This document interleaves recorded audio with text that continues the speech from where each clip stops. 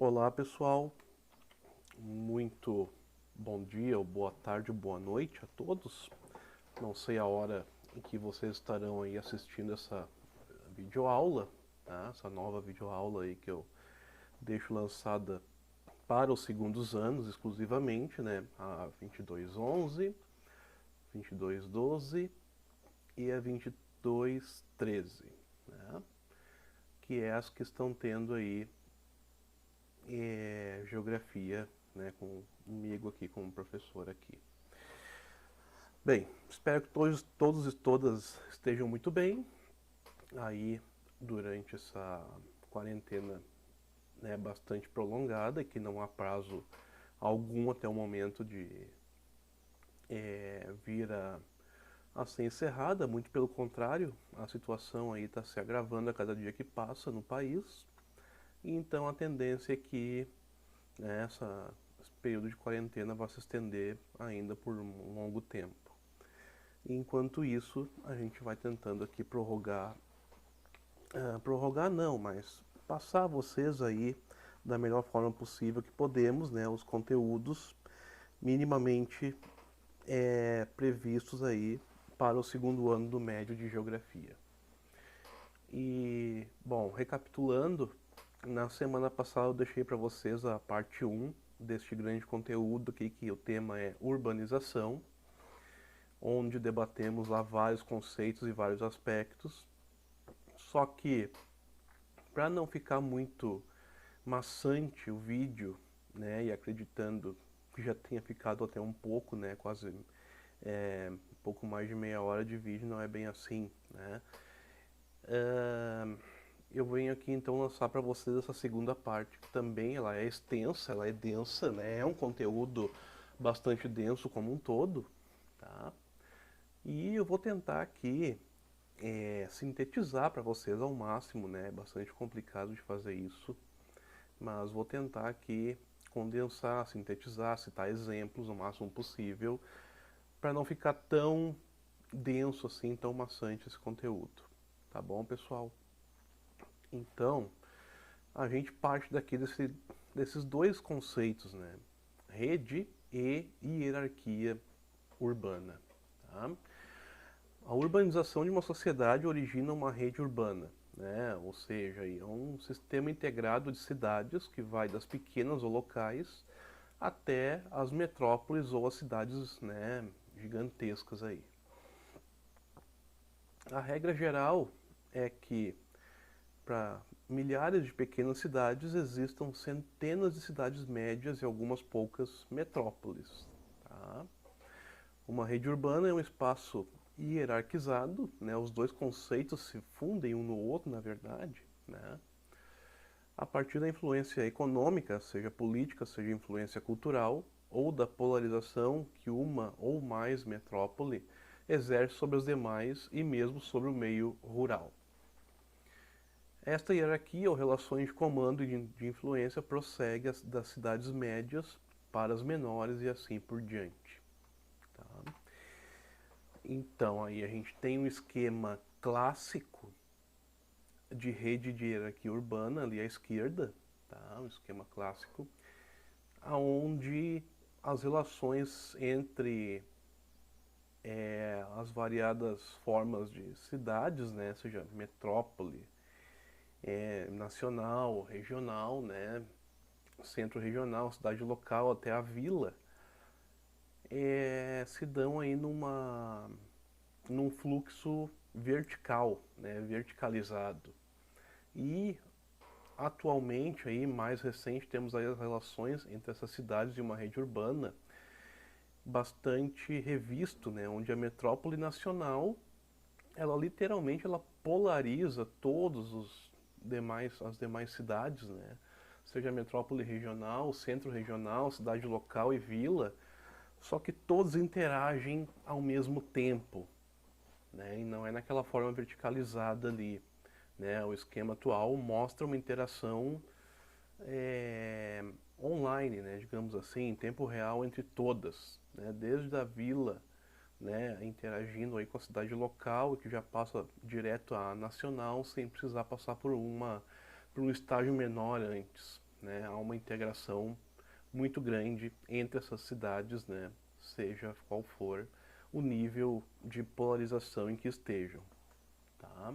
É isso que quer dizer aí esses dois esquemas, né? O antes era o clássico, onde se previa ali uma forma verticalizada de interação, onde obrigatoriamente antes de ir para uma tinha que passar por outra menor, né? E no esquema atual não, dispensa isso, né? Essa interação ocorre em tempo real entre todos os níveis, tá? Então aí vamos a 3 exemplos de hierarquia urbana. Como que isso afeta a vida das pessoas na prática? Então, primeiro exemplo aí. O jovem Luiz mora com os pais em uma pequena propriedade rural, onde a família desenvolve produção leiteira. Ele estuda na escola da vila local. Ele gosta muito de música, né? Conseguiu uma guitarra e juntou-se aí a alguns amigos para formar uma banda, né? Uma banda cover. Certo dia, aproveitou uma carona até uma cidade grande próxima e convidou os amigos a irem juntos comprar um CD, né? Já é bem antiquado aí comprar CD, já nem tá mais na moda, né? De tão rápido que evolui os meios eletrônicos. O último lançamento da banda que imitavam, né? Na loja souberam que a banda realizaria uma temporada de apresentações na capital do estado. Essa situação simples aí, então, ela revela o quê? Uma hierarquia, né? A temporada da banda só pode ocorrer na capital, que tem grandes casas de espetáculos e oferece público numeroso, tá? Então, podemos ver hoje as grandes bandas aí a nível mundial, né? Onde é que elas se apresentam aqui no estado? Na capital, né? Em Porto Alegre, lá onde tem os locais aí mais apropriados para comportar um grande público, né? E com algum conforto, enfim, com todos os serviços que necessitam, tá? Raramente uma grande banda vai se apresentar numa cidade de status de polarização menor, tá? Então, esse é um exemplo básico aí de como a hierarquia urbana nos influencia diretamente, né, em nossas vidas. Né? Só ver aí que as grandes bandas que se apresentam aqui no estado, né, geralmente vêm até Porto Alegre. Outro exemplo, né, a jovem Juliana resolveu estudar pedagogia, mas em sua cidade não existem curso superior, né, e nem curso preparatório para o vestibular. Assim ficou decidido que a partir de março ela iria diariamente para outra cidade maior, viajando 1 hora de ônibus, né, para ir e outra para voltar, a fim de estudar em um curso preparatório. Ao final do ano, ela se inscreveu para os vestibulares da Universidade Estadual e da Federal, ambas na capital do estado, onde foi estudar, né, posteriormente. Cadê a hierarquia urbana aí nesse caso, né? A cidade da Juliana aí não, né, só tinha aí os cursos secundários, né, escola básica, educação básica. E na cidade vizinha, né, que é maior, existem cursos preparatórios aí para vestibulares, para a sua opção profissional. Porém, o curso superior mesmo só vai ter na capital, tá? É o que acontece hoje na maior parte das cidades, né? Aqui São Leopoldo, no caso, tem uma universidade, né? Então aí esse caso já não se aplica, tá? Porque tem uma universidade com muitos cursos, né? Vários cursos de muitas áreas diferentes, né? Então, não se aplicaria aqui, mas na maioria das cidades sim, tá? Se aplicaria esse caso aí.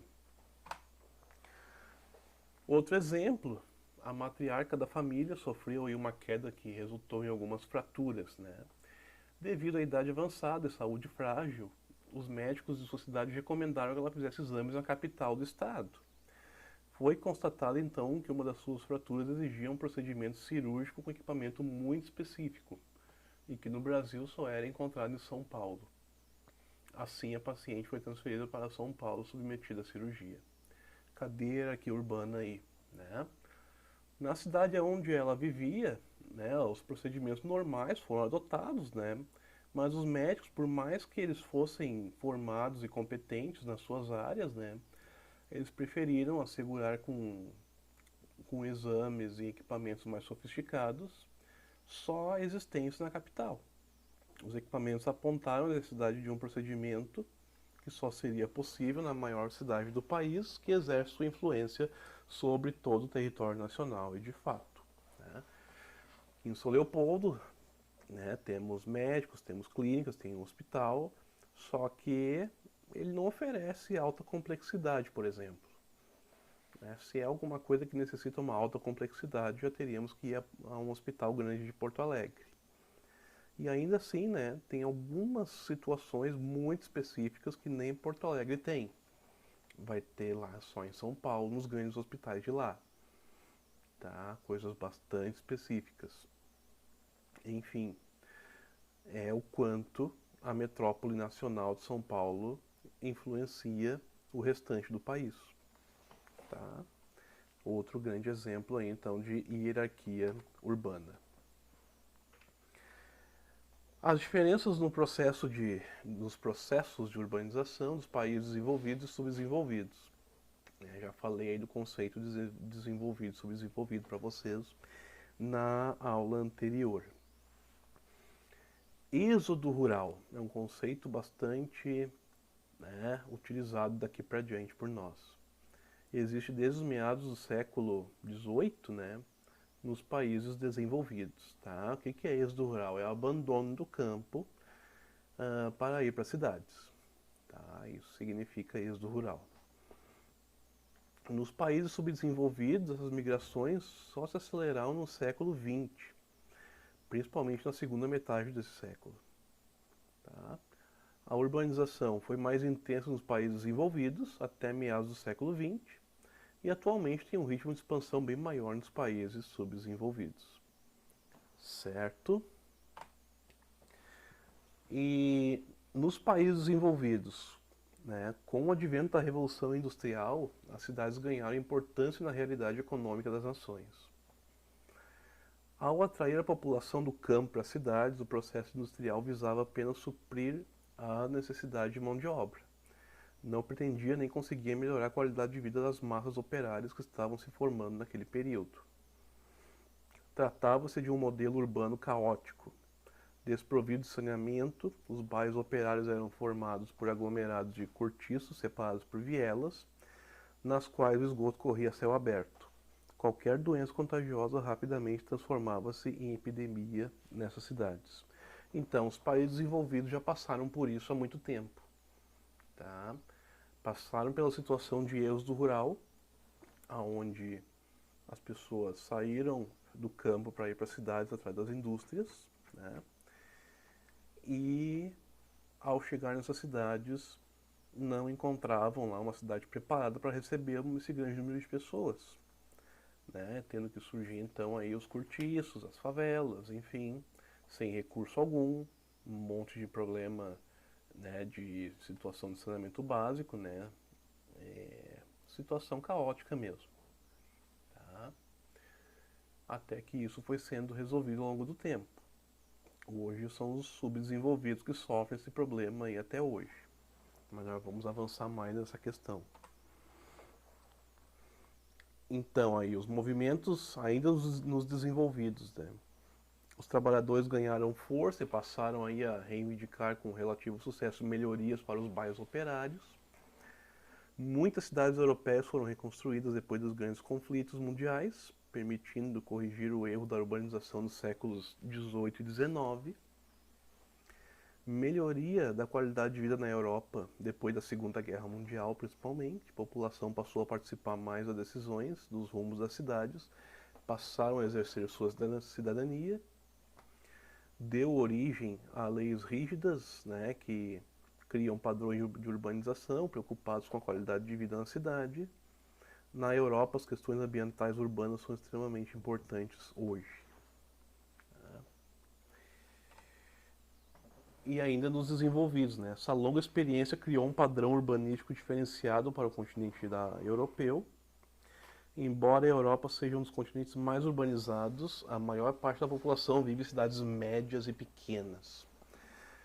Padrão de urbanização no continente, né? Aglomerações com menos de 500 mil habitantes lá na Europa. E passamos agora a analisar os subdesenvolvidos. Tá? A urbanização tardia resulta de outros fatores, geralmente ligados aos problemas estruturais desses países. As cidades dos países mais pobres cresceram de forma mais rápida e menos planejada que as dos países ricos. Então, mesmo lá nos desenvolvidos, né, por mais que houve um êxodo rural em massa, ainda assim houve um pouco mais de planejamento que, por exemplo, no Brasil. Isso se deve à falta de condições de trabalho do pequeno agricultor na zona rural.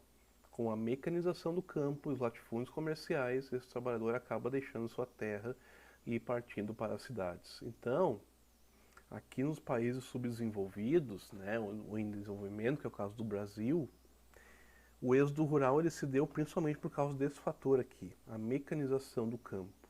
Né? Ou seja, começa a chegar tecnologia no campo, maquinário, substitui mão de obra humana, né? E esse pessoal automaticamente vai sendo expulso do campo numa larga escala, fazendo com que essas pessoas busquem a cidade como alternativa de sobrevivência. Nas regiões mais pobres, como no Brasil, o êxodo foi muito rápido e evidente nas décadas de 50 e 60, né? Causando inchaço das grandes cidades, criando inúmeros bairros periféricos. Problema gigantesco. As taxas de natalidade da época eram extremamente altas, né? Muitos nascimentos, como eu já mostrei lá em indicadores sociais, o que também incrementou o ritmo de crescimento urbano e totalmente desordenado. Em algumas regiões da Ásia e da África, as cidades continuam crescendo em ritmo frenético até hoje. Como o problema voluma-se incessantemente, torna-se muito difícil encontrar uma solução a curto prazo. Tá? Então, vejo que o problema é complexo, não é de fácil resolução. Aqui temos a evolução da população urbana e rural, segundo níveis de desenvolvimento, entre 1950 e 2050, uma previsão. Tá? Então ali temos a população em milhões, aqui na esquerda, embaixo a linha do tempo, a linha vermelha quadriculada, a população urbana de regiões mais desenvolvidas, né? Aqui então, portanto, essa linha.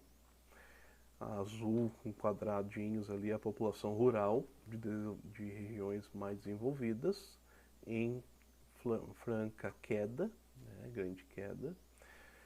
Aqui a linha vermelha com círculos, né? A população urbana de regiões menos desenvolvidas. E aqui vejo um disparate, o quanto cresce e seguirá crescendo.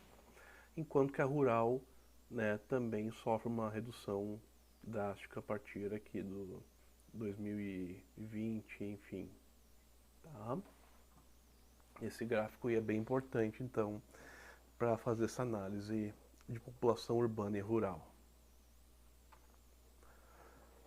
A saída de trabalhadores do campo, né, portanto, nos países desenvolvidos, foi decorrência em boa parte do aumento da oferta de emprego nas cidades e da mecanização das atividades primárias também. Tá? E nos subdesenvolvidos, além da mecanização, a concentração de propriedade rural é um dos principais fatores da expulsão dos trabalhadores do campo. Né? Então, mecanização e aqui a concentração de propriedade rural, o que é? Vai lá, o grande empresário, né, da indústria, vai lá e compra um monte de área no campo. Né? Também faz com que expulse muita gente do campo para a cidade. Nesses países, parcela considerável das pessoas que migram para as cidades não encontra emprego e passa a realizar atividades de subemprego. É um conceito que nós vamos ver aí depois, mas hoje o que seria um subemprego? Né? Um entregador de aplicativo, né? Um transportador de aplicativo, tá? Seriam hoje subempregos, né? Eles não estão no mercado formal de trabalho, né? Eles não têm, né, a carteira assinada, os direitos trabalhistas todos que a CLT prevê, enfim, né? É uma outra discussão aí que nós vamos abordar daqui para diante também. Alguns conceitos importantes aí, pessoal. de urbanização, né? Temos o conceito de conurbação. O que significa aí conurbação? Encontro entre duas ou mais cidades vizinhas. Bem, aí aqui eu selecionei para vocês, né? Estamos aqui, cidade de São Leopoldo, ó, ginásio, né? Bem, ponto conhecido. E a gente analisando aqui a região metropolitana, ó, à medida que eu vou ampliando a escala, né? Vou reduzindo a escala, na verdade. Aparece aqui Novo Hamburgo, Campo Bom, Sapiranga, Estância Velha, Sapucaí do Sul. Tá? E vemos aqui o que? A mancha urbana de cada cidade, ó. O quanto tem de área construída aqui, né? Literalmente a mancha urbana. E vemos aqui uma grande integração entre esses territórios. Tá? Ó, Novo Hamburgo. A tal ponto que se não tem ali uma placa, né, para quem está andando na cidade aqui, né, entre São Leopoldo e Novo Hamburgo, se não tem uma placa informando aqui que uma cidade é qual e qual é outra, a pessoa vai indo, né? Tem cidade sempre. Então isso aqui são cidades conurbadas, né? Novo Hamburgo, por sua vez, é conurbada com Estância Velha, ó, com Campo Bom, tá? São Leopoldo, por sua vez, aqui tem uma conurbação com Sapucaia do Sul, ó, né? Tem aqui alguns pontos que se emendam às cidades, ó. E por sua vez é conurbada com Esteio, com Canoas, com Cachoeirinha, né? Gravataí aqui, extremamente conurbada com Cachoeirinha. Tá chegando aqui então a Porto Alegre, que é conurbada com Alvorada, enfim. Nossa região metropolitana então, né, tem um alto grau de conurbação entre as cidades, ó. Tá? Elas se integram, se emendam literalmente, né, as manchas urbanas uma da outra. Ok? Aí depois temos aí esse conceito de megalópole. Tá? Megalópole hoje não é mais tão utilizado, tá, pessoal? Mas vou trazer para vocês aqui esse conceito, mas atualmente ele já não é mais tão usual assim. Mas ainda assim eu vou mostrar. É uma região super urbanizada, independentemente do número de habitantes da aglomeração urbana principal.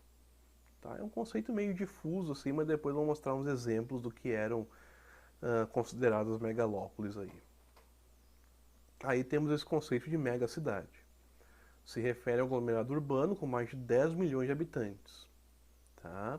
O conceito de megacidade, portanto, é principalmente demográfico ou numérico. Tá? Literalmente se define pelo número de habitantes, né? Com mais de 10 milhões de habitantes, então é chamada de megacidade. Ponto final. Temos o conceito aí de cidade global. Né? Não é um conceito demográfico, né? Não é o número de habitantes que define já aí. Também não é um conceito territorial, ou seja, a região de espaço circundante à cidade não tem importância. O essencial mesmo são as ligações internacionais que existem nessa cidade. É um conceito econômico que procura mostrar a importância mundial de certas cidades, ou melhor, o seu papel no mercado global. Por exemplo, aí, Nova York, Tóquio, Londres, né, principais centros financeiros e bancários do globo. E isso são cidades globais. Tá? Urbanização e metropolização. É marcada por um processo de formação de grandes cidades, né, que são as metrópoles. Nós, como eu falei aqui na aula 1, estamos numa região metropolitana. Tá? As metrópoles são centros de comando da economia e da política, das atividades culturais e de pesquisa. São os principais elos com o exterior, em razão de sua força econômica e de sua infraestrutura diversificada. Formação de cidades enormes. Essa é uma característica do processo de urbanização de praticamente todos os países subdesenvolvidos, onde a atividade econômica acaba se concentrando em espaços restritos.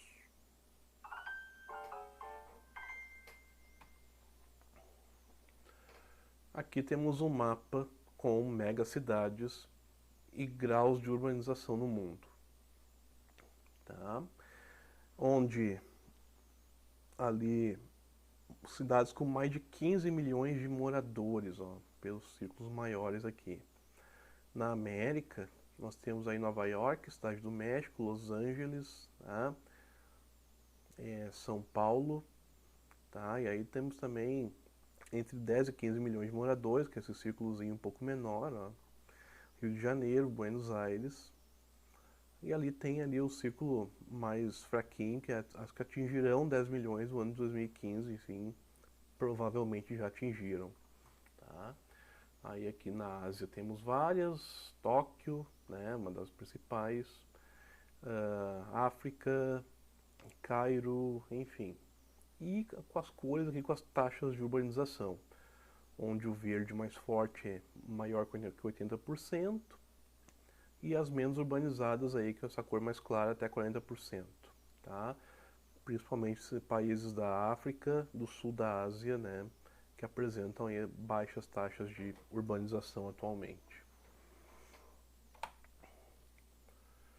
As 15 maiores aglomerações urbanas, tá, até 2015 ali. Tóquio, né, no caso, 2015 é a maior aí. E seguida aí por essa lista que está posta aí. Qualquer coisa depois, só vocês dão um pause aí na lista e ir dando uma olhada nos países aí, tranquilo. Aqui então o conceito de megalópole, né, que eu antecipei para vocês ali anteriormente, né, é um imenso aglomerado urbano, praticamente contínuo, com algumas poucas áreas rurais, formado aí com a associação do processo de suburbanização à própria expansão das cidades. Tá? Isso aqui seria o quê? A conurbação de duas grandes regiões metropolitanas. Tá? É um conceito aí meio em desuso, como eu já falei. Né? Aí tem a megalópole de Bouache, tá? A Sansan, São Francisco e San Diego, tá? A Chiptis, a Boas ali, seriam as três grandes dos Estados Unidos, né? Três megalópolis. A de Tóquio, né? Tokaido, como é chamada. E aqui no Brasil teríamos São Paulo e Rio de Janeiro, uma megalópole também. Né? Aqui, hierarquia das cidades mundiais. É um nível de integração entre elas, né? Interligação entre cidades núcleo, todas as outras interligações, núcleo, cidade primária, aqui as principais, tá? Que é as cidades globais no caso. Semiperiferia, núcleo, semiperiferia 2, né? Cidade secundária, enfim. E a ligação entre elas, né? Seja de maior integração ou menor, que é o tracejado verde, tá? E aqui os continentes, onde estão cada cidade. Bem, então, turmas, sobre urbanização, para não me estender tanto assim, seriam esses os principais conceitos que eu tinha a passar para vocês. Né? Claro que teria muito mais detalhes, a gente pode se adentrar muito mais aqui nesse conteúdo, sem dúvidas, de forma detalhada, só que vai ficar altamente maçante, muito denso o vídeo, muito longo, tá? Não é esse o objetivo. Eu acho que os principais aspectos de urbanização aqui eu já passei para vocês, né? Depois em um outro subconteúdo aí, que é os tipos, as formas de planejamento de cidades, né? Que daí é um tema bem específico. E enfim, deixo a vocês aí para essa semana essa aula, tá? Espero que vocês utilizem o Google Sala de Aula para postarem dúvidas, tirem suas dúvidas, né? Tanto da primeira aula do conteúdo como desta agora, né? Tirem dúvidas, perguntem, façam suas questões, seus questionamentos, né? Complementos, enfim, tudo isso é bem-vindo ali no sala de aula, tá? Utilizem o espaço ali para tirar dúvida mesmo. Porque a próxima etapa será aí uma avaliação sobre o tema urbanização, né, a respeito da videoaula 1 e essa agora, né, sobre esse tema. Tá? Lembrem que é um grande tema, vai ser uma avaliação, portanto, bastante densa, né? Enfim, vai ter várias atividades sobre esse assunto, né? E eu espero que vocês então estudem, né? Que tirem suas dúvidas, se for o caso, postem ali no sala de aula que eu, assim que puder, sempre vou estar respondendo para vocês. Então, agradeço a atenção até aqui, muito obrigado por assistir e tudo de bom a todos, né? E se cuidem. Um abraço.